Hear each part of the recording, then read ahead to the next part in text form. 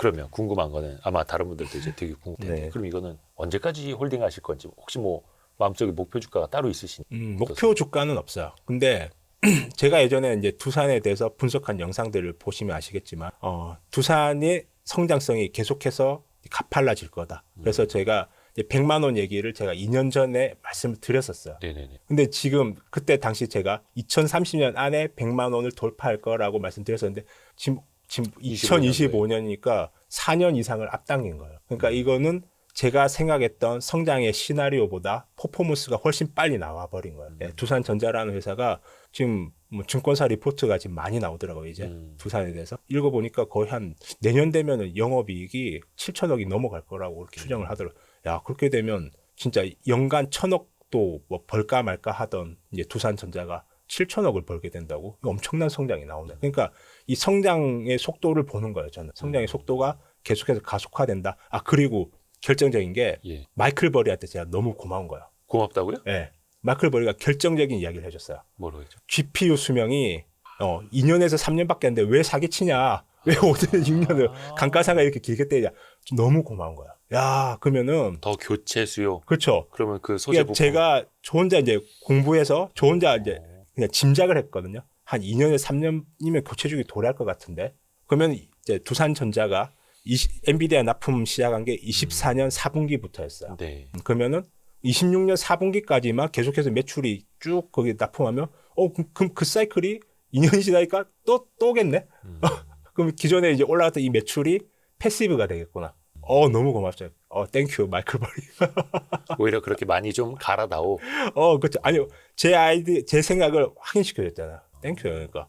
그러면 또 투자하겠네. 또 그 사이클 또 도래하겠네. 바꿔야 되니까. 교체 주기 돼버리는 거예요. 뭐 경쟁사나 막 이런 거는 없습니까? 또 뭐 해외 뭐 대만의 유력한 경쟁사가 EMC라고 있었는데 또 그래서 이 부분을 제가 이제 파악하는 게 어렵잖아요. 해외 네. 경쟁사까지 경쟁에 비해. 그래서 계속 이런 것들은 우리 애널리스트들의 도움을 받고 있어요. 계속 리포트나 한번 읽어보고 하면 루빈에 이제 들어가는 CCL이 이제 사실상 이제 두산이 거의 유력하다고 이렇게 쓰시더라고요. 그 퀄리티 테스트에서 이 경쟁사가 탈락했다. 뭐 그래서 최근에 100만 원까지 상승 가파르게 올랐던 것 같아요. 애널리스트 리포트도 계속해서 참고를 하시는 거고. 그렇죠. 감사하죠, 이제 그분들의. 또 박도환 대표님이 노다자일 노트도 저희 구독자라고 하셔가지고. 그렇죠. 좀 깜짝 놀랐습니다. 저 같은 경우에는 이제 스터디를 하지 않고 있어요. 그러니까 그룹으로 그렇게는 하지 않고 대부분이 저 혼자 읽고 생각하고 상상하는 거예요. 저희 투자 아이디어는 대부분 그런 것들을. 근데 지금은 이제 노다지 IR 같이 너무나도 좋은 양질의 정보를 유통해주는 채널들이 너무 많은 거예요, 이제는. 그래서 그렇죠. 이런 정보들을 다 읽는 것만 해도 너무 시간이 부족하잖아요. 그렇죠. 그러니까 이런 양질의 정보를 뽑아서 충분히 혼자서 사색하고 묵상하고 저만의 것을 소화하는 것만 해도 쉽지 않다는 거예요. 그래서 이 사람마다 스타일이 다 다른 거예요. 저 같은 경우는 약간 좀 이제 대외 활동을 많이 하는 편이지만 좀 은둔형. 저도 지금 혼자서 사색을 그쵸? 많이 하시는 혼자서 이제 산책하고 뭐 산에 가고 바다에 가고 자연 속에서 생각하고 뭐 그렇게 시간을 많이 읽고 생각하고 상상하고. 네. 그리고 그 과정을 확인하고 실제로 그렇게 내가 그린 시나리오대로 이렇게 움직여지는가 변화하고 있는가. 이게 참 쉽지 않은데요, 그렇죠? 그러니까 생각을 깊이 한다라는 게 요즘 환경에서는 뭐 영상도 다 쇼츠로 보고 요즘에 막 이런 영상도 AI로 그 요약해서 보시고 막 하는데 네. 읽고 생각하고 상상하고 확인하는. 사람마다 조금 이제 기질과 생각이 다르기 때문에 저는 오히려 뭐 이렇게 열심히 이제 그러니까 10년 전에 제가 전업체 사무실에 들어갔다고 말씀드렸잖아요. 그때 분위기는 발로 뛰는 분위기에서 그때 잘 아시겠지만 탐방 다니면서. 근데 막 중소기업 남들이 잘 모르는 그런 엣지 그걸 발굴하기 위해서 가서 발굴하고 뭐 심지어는 뭐 주식 담당자 밥도 사주고 그렇죠. 뭐라도 듣고 올라고 전화 계속하고. 그렇죠. 근데 이게 저도 이제 그렇게 하시는 이제 형님들 이제 좀 따라다니면서 좀 어깨너머 좀 어떻게 하는지 보기도 하고 하는데 저랑은 잘 모르겠어요. 제가 그런 성향도 이제 그래서 두산에도 제가 전화 딱 한 번 해봤어요. 주담토가 많이 안 하시고. 그래서 스타일이 좀 달라요. 근데 지금 그러니까 세상이 또 그만큼 좋아졌다는 거죠. 이제 그만큼 어느 정도 이제 오픈된 정보 안에서도 그쵸. 충분히 우리 개인 투자자들이 그 정보의 품질에 대해서 퀄리티에 대해서 검증만 할 수 있는 능력만 키워도 충분히 투자로 성공할 수 있는 시대가 왔다는 거예요. 그러니까 팩트들은 정말 많죠. 네. 근데 이걸 조합을 해서 내 것으로 소화를 해야 되는데 맞아요.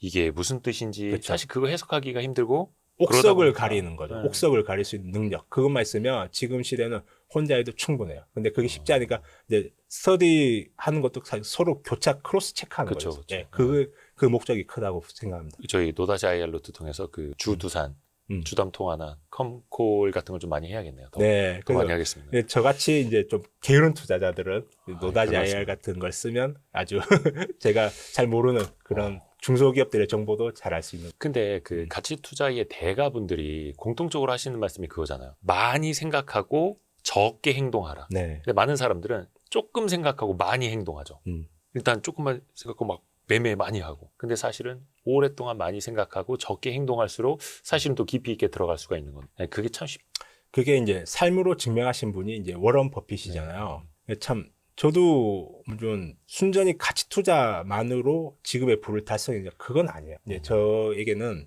이제 두 가지 측면인데 네. 가치 투자자로서의 제가 있고 트레이더로서의 제가 있어요. 사실 이게 말이 안 되잖아요. 사실 이게 2억에 출발해서 여기까지 온다는 게 트레이딩을 잘 했기 때문이에요. 근데 장기 투자와 트레이딩을 네. 같이. 근데 뭐가 우선이냐? 이 기술을 어떤 상황에서 쓸 수 있냐? 가치 투자 철학이 저 안에 세워졌기 때문에 이 기술이 나올 수 있나? 그러니까 쉽게 얘기하죠. 공포에 사라고 이야기하죠. 근데 공포에 진짜 살 수 있어요? 정말 힘들죠. 그게 결국에 믿음이 바탕이 안 되면 이 회사가 장기 성장한다는 그 믿음이 없으면 그 공포의 순간에 매수 버튼이 안 나가는 거예요. 근데 그 믿음도 그 맹목적인 믿음이 아니라 사실 어떻게 보면 뭐 분석을 바탕으로 한 신뢰? 바로 이렇게 그거죠. 봐야겠죠. 제가 계속해서 경고를 드렸던 게 2년 전에 배터리 광풍 사태. 네. 그때는 데이터는 이미 꺾이고 있는데 금리가 그렇게 높아졌는데 자동차가 어떻게 잘 팔릴 수 있겠어요. 이미 데이터는 꺾이고 있는데 사람들이 그 전문가라는 사람들의 말을 믿는 거죠. 데이터를 믿는 게 아니고 사람을 믿는 거예요. 그래서 망하는 거예요. 그게 맹신이죠. 그게 심지어 박두환 작가여도. 저를 절대 믿으시면 마. 그래서 제가 항상 말씀드린 게 있어요. 제 채널에서 계속 해요. 박두환은 사람을 믿으면 안 된다. 입을 믿으면 안 된다. 제가 말씀드리는 내용을 바탕으로 여러분들이 스스로 검증을 해보죠. 그게 얼마나 편한 세상 지금. 챗 GPT, AI를 쓰면 팩트 체크가 너무 쉬운 세상이에요 지금. 아니 네. 근데 저도 이제 박두환 작가님의 방송 영상 한 1년 전 뭐 이렇게 좀 봤을 때 초반에 팬덤이 엄청 형성이 됐더라고요. 그래서 이제 제2의 네. 무슨 아저씨 그쵸. 아니냐 막 이런 얘기 잠깐 들으셨잖아요. 네. 지금도 물론 이제 그런 팬덤이 있으신 걸로 알고 있고. 네. 그래서 여러분들은 철저하게 검증을 하셔야 된다. 항상 그러니까 제가 이 팬덤이 생긴 거는 사실 제가 예전부터 나왔던 그런 예측들이 확률 높게 많이 맞아 떨어졌기 때문이에요. 그래서 이제 많은 분들이 몰리셨고 또 제가 우리 아버님, 어머님 세대를 위해서 진심을 담아서 충고도 드리고 그런 것들이 많이 전달이 됐기 때문일 거라고 생각해요. 근데 정말 중요한 건 저도 사람인지라 사람은 언제나 실수할 수 있고 네네네. 자빠질 수 있고 저 또한 교만에 가득 차서 언제든지 넘어질 수 있는 나약한 인간이라는 것을 유념하시기 바래요. 네. 거의 무슨 종교인 같았습니다. 방금. 성직자의 멘트 같았습니다. 근데 이제 저마다 나의 뿌리는 내가 내려야 된다라는 그렇습니다. 거고. 예. 그래서 책 제목도 어떻게 보면 주식 투자의 뿌리. 네, 그 의미를 또 담으신 거고. 맞습니다. 요거는 전인구 소장님이 지은 겁니까? 아니면 박도환 대표님이 지으신 제가 직접 지었고요. 제가 이제 산책을 이제 참 힘든 폭락장에서 산책을 하러 이제 다니면 예, 예. 강가에 가보면 갈대가 보이잖아요. 네네네. 저 갈대를 보는데 저 모습이 마치 제 모습 같은 거예요. 막 바람은 사방팔방에서 막 그때 좀 불어오잖아요. 힘드셨나요? 네, 힘들죠. 힘든데 막 바람이 불어온 대로 막 갈대는 막 휘청휘청 하잖아요. 근데 쓰러지진 않아요. 왜 안 쓰러지나 보면 밑에 뿌리가 깊숙이 박혀 있는 거예요. 제 모습 같은 거예요. 저도 인간인지라 막 주가 빠지고 있고 계좌에 막 마이너스 막 힘들죠. 찍혀 있으면 인간인 저는 막 심리적으로 고통을 느껴요. 당연한 거죠. 근데 어떻게 보면. 그 안에 이성인 저는 아니야. 붙들고 있는 그게 있는 거예요. 붙들고 있는 그 이성의 끈. 그게 뿌리인 거예요. 그게. 전두엽이 많이 발달하신 것 같은데. 그걸로 컨트롤하는 건 아닙니다. 전두엽으로. 네. 그러니까 맞아요. 꼭 자연 현상 같은 거를 제가 굉장히 투자가 자연 현상과 똑같다. 지금도 저는 우리는 이제 AI 혁신 그리고 미국이 AI 인프라에 투자를 가속화하기 때문에 전력 인프라 투자 계속해서 늘어나고 AI 투자 계속해서 결국 우리 증시를 주도하는 기업들도 다 거기에서 뭐 핵심 기술을 가진 기업들이 다 기업 실적이 급증하면서 이 기업들이 다 지금 우리나라 증시 상승세를 견인하는 이게 큰 흐름 메가 트렌드라고 저는 생각을 하는데 이 기업들 실적이 꺾이나요? 아니요, 안 꺾이잖아요. 엔비디아 실적 잘 나왔어요. 네. 젠슨 왕의 목소리 자신감에 가득 차 있어요. 그런데 저 엔비디아의 주가를 바라보고 있는 우리 대중의 심리는 흔들리면서 계속. 주가를 보면서 계속 이랬다 저랬다 하는 거예요. 제가 투산 에비리티 2만 원대 말씀드렸고 5만 원대 뭐 계속 말씀드렸죠. 이 주가가 9만 원 됐어요. 투산 에비리티 주가는 올해 초 뭐 지금 현재 바뀐 건 별로. 그냥 저 회사는 묵묵히 자기 할 일을 그냥 꾸준히 하고 있어. 근데 주가가 그쵸. 변하면서 그걸 바라보는 사람들의 마음만 바뀌는 거예요. 심리만 바뀌고. 그게 인간인 거예요. 갈대를 보면서 또 그런 걸 느끼실 네. 정도가 되니까 네. 또 본인의 뿌리도 더 깊이 내릴 수 있는 거고요. 그래서 이 책을 쓰면서도 전 최대한 어려운 말을 다 배제하고 남녀노소 누구나 쉽게 읽을 수 있게 에세이처럼. 주식 투자를 하면서 제가 느낀 거는 가장 중요한 것은 바로 어떤 기법이나 기술이 아니다. 철학이다. 주식을 어떤 마음으로 접근하고 어떻게 대하는가. 그거에 대한 깨달음이 우선이다. 그거를 제가 뼈저리게 느꼈고 그것을 말씀드렸다. 이게 절대 어렵지 않다. 주식 투자를 어렵다고 이야기하는 거는 정말 잘못된 거다. 주식 투자는 단순하다. 쉽다. 단순하게 봐야 한다고요. 그리고 제가 이제 제가 팬덤이 두텁다고 하셨잖아요. 네. 그 이유는 제 이야기가 일반인의 언어잖아요. 일반인의 언어. 제가 뭐 어려운 애널리스트처럼 뭐 이렇게 어렵게 말하는 뭐 게 아니라 어려운 용어 전혀 안 쓰잖아요. 네. 충분히 이런 우리들만의 일상적인 언어만으로도 이 투자는 할 수 있는 영역인 거예요. 그래서 절대 어렵지 않다. 기초적인 것만 충분히 갈고 닦으셔도 할 수 있다. 사실 뭐 굳이 모든 사람들이 다 스터디 모임에 참가할 필요는 없습니다만 내가 투자하고 있는 이 기업, 내가 투자한 이유를 한 3분에서 5분 정도만 설명할 수 있으면 어떻게 보면 또 그 정도라도 할 수 있으면 더 나을 수도 있겠어요. 정말 그 정도 못 하시는 분들 자, 많으니까. 정말 쉬워요. 제가 이제 투산 얘기 이제 지겨우니까 그만하고 한국전력 얘기를 말씀드리면 오, 네네. 네, 제가 올해 5월 달에 제 채널에서 공개적으로 당시 한국전력 주가 22,000원 부근이었어요. 그때 말씀드렸어요. 앞으로 그 아이디어는 정말 단순해요.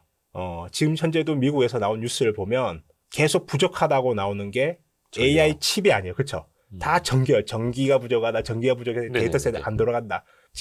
지금 이 시대가 요구하는 게 뭐예요? 안정적인 전력. 그렇죠? 지금 우리가 살고 있는 시대는 전력 난의 시대인 거예요. 네네네. 그럼 한국전력이 뭐 하는 회사죠? 전력회사. 그렇죠. 네. 이름이 전력이 네네. 이름에 전력이 들어가잖아요. 그죠. 전력난의 시대죠, 지금. 그럼 한국전력이 잘 될 수 있겠네. 그렇죠? 한국전력이 뭐 하는 회사죠? 전력을 효율적으로 싸게 생산해서 효율적으로 관리하는 회사죠. 네네. 그런데 이 회사가 왜 저평가를 받았어요? 받은 이유는 전기요금 못 올려서. 그러니까 소수의 어떤 정치권에 의해서 희생을 당했고 대표적인 게 이제 탈원전이라는 실패한 이제 정책 때문에 2022년 한 해 말도 한국전력은 전력 단가를 인상하지 못하고 영업이익이 무려 적자 마이너스 30조를 보았어요. 그걸 다 떠안았어요. 이런 회사는 상장을 하면 안 되는 회사예요. 정확하게 얘기하면. 그렇죠. 이해관계가 안 맞죠. 예. 그런데 상법 개정에 대해서 상법 개정 최대 수혜주로 꼽혔던 게 뭐죠? 지주사잖아요. 그렇죠? 네네네. 지주사의 주가가 올해 꽤 많이 작년부터 시작해서 꽤 많이 올랐죠. 그러면 상법 개정은 왜 하는 거죠? 소액주주들의 권리를 보호하기 위해서죠. 그렇죠. 모든 주주의 권리를 동등하게. 그러면 한국전력의 소액주주들도 보호받을 수 있겠죠. 한국전력이 왜 저평가받았죠?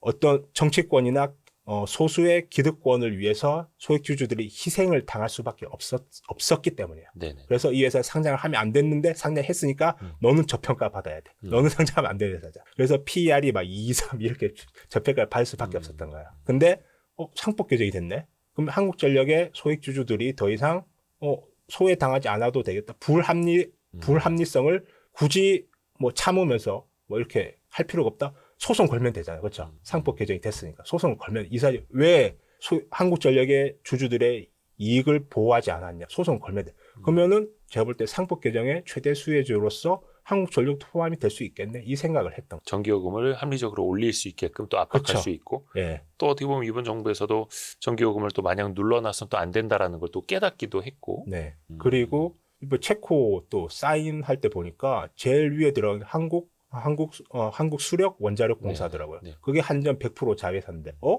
그러면은 K 원전이 앞으로 전 세계로 뻗어나갈 것 같은데 맨 위에서 컨트롤을 한수원이 하는구나. 이건 마치 두산 안에 두산전자가 있었던 거와 비슷하네. 이런 여러 가지 생각들이 종합적으로 판단이 되면서 어쩌면 한국전력이 성장주로 재평가받을 수 있게. 한국전력도 ETF입니까? 그렇죠. 이 한국전력도 하나의 지주사죠. 그 밑에 발전자 회사들이 많죠. 한전 네, KPS, 그렇죠. 한전기술, 한전산업. 그런데 지금 세상이 흘러가는 걸 보니까 이번에 에이펙 정상회담에서도 우리나라가 이제 해결료 사용 후 해결료 재처리 합의에 도달한 것으로 알고 있는데 맞나요? 예. 그 제가 볼 때는 앞으로 이제 미국에서도 무려 300기가를 이제 확충을 한다고 한대요, 원전을. 네. 그러면 이거 사용 후 해결료 재처리가 분명히 미국 자체 시설로는 부족할 텐데 우리 걸 쓸 수밖에 없을 텐데 우리는 이미 준비를 했고 여기 하고 있고 기술 개발 다 했고 우리는 이게 지금 너무나도 미국의 허가가 필요한 상황인데 그러면 서로의 이익이 맞아떨어지지 않나? 앞으로 SMR의 폭발적인 성장도 거기에 들어가는 고농축 우라늄 시대까지 그러면 와 우리나라 한전기술, 한국전력이 이 관련해서 이게 기술을 보유하고 있는데 이게 부각되지 않을까? 이런 생각들, 이런 것들이 어쩌면 아무도 거들떠 보지 않는 이 한국전력의 회사를 마치 두산이 예전에 5년 전에 아무도 거들떠 보지 않았듯이 이 한국전력이 재평가 받을 수 있는 계기가 된 것이 아닌가 이 시대적인 변화가 이런 것들이 맞물려 떨어져서 말씀드렸는데 지금 채 6개월이 지나기도 전에 주가가 2배 이상 상승했죠. 꽤 올라왔죠. 예. 오늘 같은 장에서 별로 좋지 않은데 오늘 거의 한 6% 상승하고 있네요. 근데 이제 한국전력도 요것도 그러면은 단기간에 볼 게 아니라 어떻게 보면 뭐 메가 트렌드 그렇죠. 메가 이렇게 트렌드. 갈 수 있다고 네. 보시는 거예요. 그러니까 전력난의 시대가 언제 끝날까요? 알 수 없죠. 누구는 뭐 몰라. AI 근데 시대는 계속 최소 10년 이상 갈 것 같아요. 이게 그러니까 저는 이 거대한 메가 트렌드가 언제 끝날 거냐? 제가 보는 관점에서 미국이 중국을 상대로 승리를 선언할 때까지. 지금 이제 미국이 중국의 비교 우위에 있는 거는 AI 칩의 확보죠. 근데 중국 상대로 열위에 있는 것은 전력의 확보. 중국은 압도적으로 원전을 지금 무려 착공하고 있는 것만 해도 거의 뭐 106기가와트가 넘어요. 이미 착공하고 있는. 전 세계가 탈원전을 할 때도 중국은 가열차게 원전을 투자를 계속 진행했어요. 제가 그걸 보고 제가 두산에 투자하기 마음먹었던 거예요. 당시 2020년 말 중국이 원전을 100기를 건설하겠다고 발표했어요. 그걸 보고 뭐지? 왜 전 세계는 탈원전인데 중국은 왜 원전을 100기를 건설한다고 할까? 의문을 품었던 거예요. 그래서 신재생 에너지의 한계에 대해서도 공부를 해보고 이 간헐적인 문제가 있구나. 근데 세상이 돌아가는 각자 도생의 시대가 가네. 각자 도생의 시대에서는 각자 필요한 제조업을 육성하는데 제조업에는 반드시 안정적인 전력이 필요한데 신재생으로 그걸 충당이 될까? 이런 의문점들이 그럼 다시 원전이 회귀하겠구나. 이런 어떤 질문의 질문, 꼬리에 꼬리를 잇는 질문과 그에 대한 해답을 찾아 나갔던 그런 과정이 제 투자의 과정이었던 거예요. 이것도 읽고 생각하고 상상하고 확인하고 네네. 또 한국전력도 최근에 뭐 실적이나 데이터들이 또 잘 좋아지고 나오고 있으니까 있잖아요. 유가가 이제 계속 하향 안정화되고 있잖아요. 가장 한국전력의 가장 핵심 원재료비가 전력 생산 원재료비가 유가에 연동되잖아요. 그러니까 유가는 하향 안정화하고 트럼프가 그걸 너무나도 원하죠. 왜? 금리를 인하해야 되는데 물가를 잡아야 되니까. 그러니까 중동 순방하면서 다 약속을 받아오는 거죠. 유가 증산하기로. 그러면 이 장기적인 트렌드 한국전력 전력을 생산하는 회사 전력난의 시대 거기다 유가는 안정화돼. 그러면 이거 삼박자가 다 맞았더라고요. 그렇죠. 그러니까 그 두산도 그렇고 어떻게 보면은 두산 에너빌리티도 그렇고 또 두산과 이수페타시스도 그렇고 다 AI 그렇죠. 하고 또 한국전력까지도 에너지에 방점이 찍히. 거기에다가 미국이 중국을 배제하면서 대체 불가능한 기술을 보유한 회사들 이제 그게 핵심이에요. 이수페타시스도 제가 2만 원 중반대 말씀드렸는데 13만 원. 이제는 올랐죠. 제가 이수페타시스가 너무 많이 올랐다고 생각해요. 지금. 이수페타시스가 예전에 뭐 물적 분할이었나요? 뭐 그때 중복 유상- 상장에 그때 유상자였다. 제이오를 제이오 사겠다고 인수. 해서 그때 유상증자를 한다고 해가지고 욕을 엄청 많이 먹고 근데 그때 그거 소액주주분들이 막아낸 거잖아요. 어떻게 그쵸, 보면. 예. 그때가 기회였어요. 그때가 기회였어요. 그때 제가 왕창 잡았어요. 예. 그때 왕창 잡았어요. 근데 그 올해 회사는 초였어요, 그때. 예. 어찌됐든 간에 뭐 제2호 인수 안 하고 유증 철회하고 그쵸. 하면서 더 잘 됐죠. 결과적으로. 뭐 거기 회장님도 덕분에 더 부자가 되신 거고. 그러니까 이제 이수페타시스, 두산전자가 왜 이렇게 이익이 폭발적으로 증가할 수밖에 없는가 그 배경을 제가 찾아보고 상상을 해보니까 이제 미국 입장에서 미국의 빅테크 입장에서 이제 중국의 밸류 체인을 자꾸 이제 배제하기 시작한 거예요. 근데 대만 업체들도 키워주니까 대만의 기술이 자꾸 중국으로 넘어가는 거예요. 그러니까 대만 업체들도 마저도 부담스러운 거예요, 이제는. 왜냐하면 이제 같은 문화권이잖아요. 중국과 이제 대만이 같은 문화권. 거기 연봉 한 10억씩 이제 찔러주면 기술자도 쉽게 넘어갈 수 있는. 우리나라도 이제 고급 인력들이 자꾸 중국으로 넘어가는 게 문제가 많이 됐었고, 지금도 그게 현재 진행형이고, 이제 계속해서 국가적으로 관리를 하고 있지만, 그렇죠. 어쨌든 이런 첨단 기술을 가진 이제 인재들을 확보하고 유지하는 게 굉장히 중요하고, 미국 입장에서는 중국이 너무나도 이제 말도 안 되는 속도로 이제 기술력이 증가하는 걸 확인 이제 보이니까 이게 너무 이제 두려운 거죠, 이제. 그러면 이제 기술이 넘어가면 안 되니까 이 관련해서 기술이 넘어갈 만한 그 리스크를 다 배제하니까 이제 그 제조업을 맡아서 해줄 수 있는, 미국이 필요한 제조 역량을 가진 기업을 찾아볼까 한국밖에 없다는 거죠. 거기서 저는 어쩜 우리나라 기업들이 장기적으로 크게 성장할 수 있는 기회가 왔구나. 그게 이수페타 실수였고, 그게 두산이었고, 그게 이제 우리나라 두산 에너빌리티고, 각종 이제 미국이 필요한 그 인프라를 만들어주는 핵심 기술을 보유한 기업들인 거예요. 그래서 이 책 내용에도 있던 걸로 제가 기억을 합니다만, 그 미국에 맞서거나 뭐 중국 기업과 막 그 경쟁을 하거나 또 그래서는 안 된다, 네. 이런 챕터도 있더라고요. 그러니까 투자에 있어서 예. 가장 큰 리스크는 적을 알고 나를 알면 100번 싸워서 뭐라고 하면 100점 무태죠. 예. 적을 알고 나를 알면 싸워서 내가 위태롭지 아니하게 된다. 예. 그러니까 문제는 뭐요? 이제 우리 기업들은 우리가 최대한 정보를 캐서 잘 알 수 있죠. 근데 문제는 중국 기업들의 기술력의 이 성장을 우리가 확인하기가 너무 어렵다는 거예요. 예. 진짜 그 배터리뿐만 아니라 중국 하면은 에이 뭐 되겠어?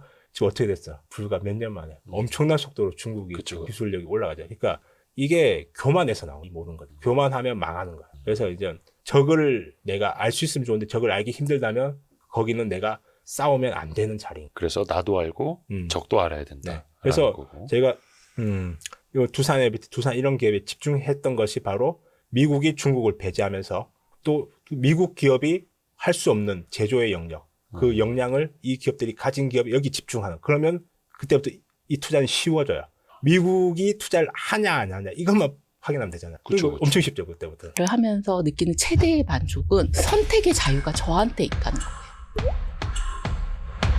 평생 일을 하고 싶으신 분, 이미 직업을 잃어버리신 분들이 이 직업을 권하고 싶죠.